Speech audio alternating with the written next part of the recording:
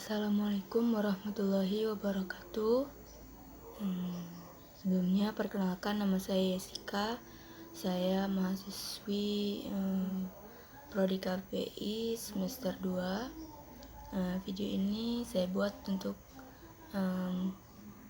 memenuhi salah satu tugas, yaitu tugas UAS, yang dimana soalnya itu mengenai apa yang Anda pahami terkait agenda setting media, bagaimana model penerapan informasi media tersebut dalam kajian public relation. Nah, jadi menjawab dari pertanyaan tersebut, jadi jika kita uraikan secara etimologi, agenda setting ini diambil dari bahasa Inggris yang terdiri dari dua suku kata, yakni agenda dan setting. Sedangkan dalam menurut KBBI ini dapat diartikan dalam dua pengertian, yakni yang pertama, agenda setting itu buku catatan yang bertanggal untuk 1 tahun, kemudian secara rapat itu telah dicatat dalam agenda, seperti itu ya. Kemudian yang kedua itu acara yang akan dibicarakan dalam rapat. Jadi dan juga menurut Bernard C. Cohen, agenda setting teori itu adalah teori yang menyatakan bahwa media massa berlaku merupakan pusat penentuan kebenaran dengan kemampuan media untuk mentransfer dua elemen, yaitu kesadaran dan informasi ke dalam agenda publik dengan mengarahkan kesadaran publik serta perhatiannya kepada isu-isu yang dianggap penting oleh media massa. Agenda setting ini banyak dibicarakan tentang peran besar media dalam menentukan agenda orang-orang yang terkena informasi tersebut. Kemudian agenda setting teori ini sedikit kita menilik dari sejarahnya. Jadi agenda setting teori atau teori penyusunan agenda dalam media menyebarkan berita itu mulai dirintis sejak tahun 1968 ketika berlangsungnya penelitian tentang kampanye pemilihan presiden Amerika Serikat. Penelitian ini berhasil menemukan hubungan yang tinggi antara penekanan berita dengan bagaimana berita itu dinilai tingkatannya oleh pemilih, yang kemudian menjadi hipotesis teori agenda setting.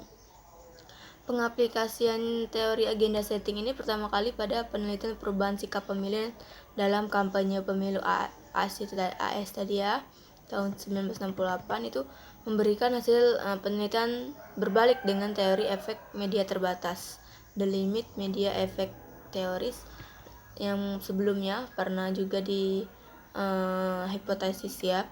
Dengan kata lain, teori agenda setting ini menganggap media memiliki kekuatan untuk menarik perhatian dan mempengaruhi halayak terhadap suatu isu.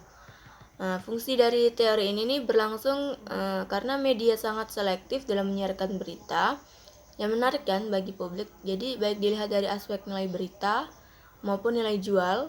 Jadi sehingga model setting agenda setting ini mengasumsikan adanya hubungan positif antara penilaian yang diberikan media pada suatu persoalan dengan perhatian khalayak pada persoalan yang sama. Ini berdasarkan teori agenda setting ini, pemberitaan positif dan negatif sangat menentukan sikap kandidat dan nasib dari kandidat dan pemilu. Dengan demikian muncullah anggapan bahwa menguasai media berarti menguasai publik, atau menguasai media berarti menguasai massa. Jauh sebelum teori agenda setting ini diperkenalkan oleh McCombs dan Shaw, Bernard Cohen pernah mengemukakan pers lebih penting daripada sekedar penyedia informasi dan opini. Barangkali mereka atau para media ini tidak terlalu sukses dalam menyuruh apa yang dipikirkan seseorang, tetapi mereka sukses dalam menyuruh apa yang seharusnya dipikir. Dunia akan terlihat berbeda menurut orang yang berbeda pula, tergantung bukan hanya pada visi mereka pribadi, tetapi juga peta yang diberikan media massa kepada mereka. Jadi teori agenda setting ini seperti menyeting menyeting sebuah berita yang akan disampaikan kepada khalayak. Seperti yang pernah saya pelajari, jadi seperti ini. Ketika seperti tadi pemilu, jadi mengkampanyekannya itu lewat pemilu. Sebelum kampanye itu dilakukan, maka sebelum-sebelumnya itu berita mengenai si kandidat ini telah disebarkan oleh media, seperti bagaimana kehidupannya, bagaimana apa yang dia lakukan, seperti pembangunan jalan, pemberian bansos kepada masyarakat, itu akan diagendakan penyampaian beritanya kepada masyarakat itu secara bertahap sebelum adanya kampanye itu yang akan dia lakukan.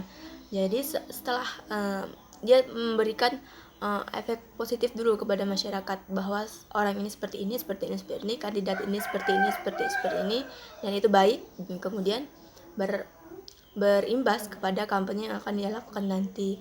Seperti itulah yang dilakukan oleh siapa itu yang pernah dilakukan sebelumnya, dan agenda setting lebih banyak mengarah ke hal seperti itu saat ini.